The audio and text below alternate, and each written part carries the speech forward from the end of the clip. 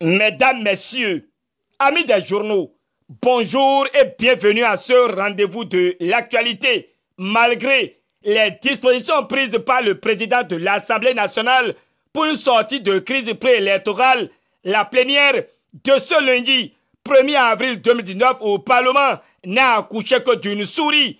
La situation qui visiblement se dessinait est devenue une réalité. Déçu par le jeu de cache-cache qui a régné à l'hémicycle, Point Média n'a fait que le constat de bavardage, de diversion et de sournoiserie au sein des parlementaires. Pour le confrère, il était commode de dévoiler le plan du bloc de la majorité parlementaire qui a réussi à mettre fin aux derniers espoirs du consensus.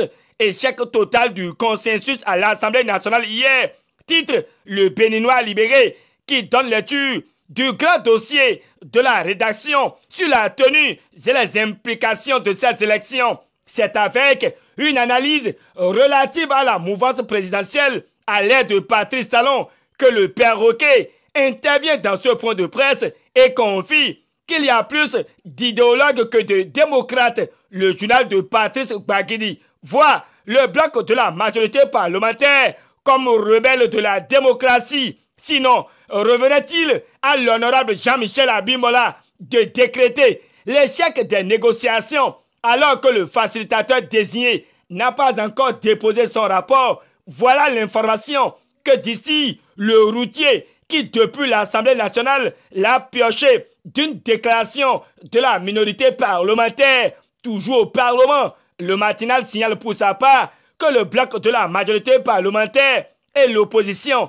s'accusent, mais Point Média a écrit que c'est désormais officiel avant de se demander si les partis d'opposition sont exclus des élections avec la bénédiction des institutions de la République, des députés, la société civile accompagnée des intellectuels dans le coup.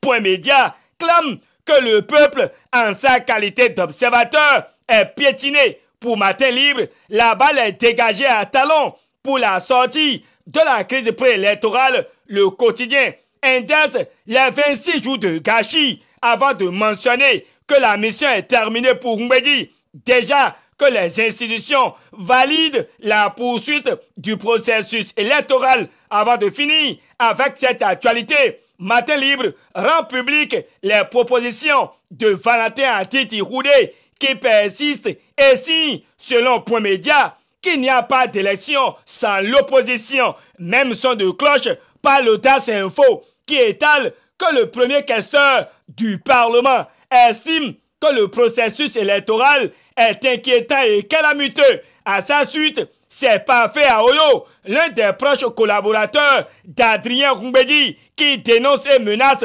suivant l'Audace Info, qu'il n'y aura pas d'élection sans le PRD et l'opposition. Voilà que les présidents des institutions ont déjà donné leur feu vert pour des élections à bonne date, selon Quotidien d'Abarou. Et Talon est contraint à respecter les tests de la République, ajoute l'Indépendant. Le Soleil Bénin Info certifie que la Sénat maintient le calendrier électoral. Or, à travers un communiqué sanctionnant la rencontre entre le chef de l'État avec les présidents d'institutions, le Béninois libéré s'exclame et n'y voit que du vent, car selon le journal de Aboubacar Takou, Nyononfou est illégal. Pour répondre à cet appel, le courrier sort de son mutisme et clarifie qu'à un mois des élections législatives, des citoyens restent toujours sans leur carte d'électeur. À quand la distribution de ce visa des élections, se demande Bénin Baromètre,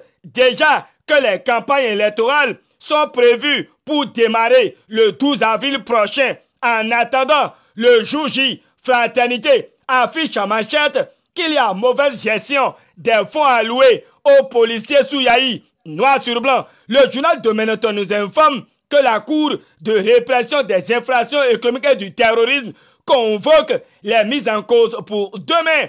Toujours en pêle-mêle, la cime de l'info a fait le constat d'un embouteillage monstre sur l'axe routier Cotonou-Caravi aux heures de pointe, dénonçant une telle situation. Le confrère voudrait savoir celui qui a autorisé la circulation des colporteurs à 16 heures, ainsi exposé. La cime de l'info interpelle les ministres de l'Intérieur et celui des Transports pour que des dispositions soient prises afin d'éviter le pire. Sur cette voie, ramassage tous azimuts des pneus dans les villes béninoises, le nouvel observateur veut comprendre si la police est devenue un service de voirie.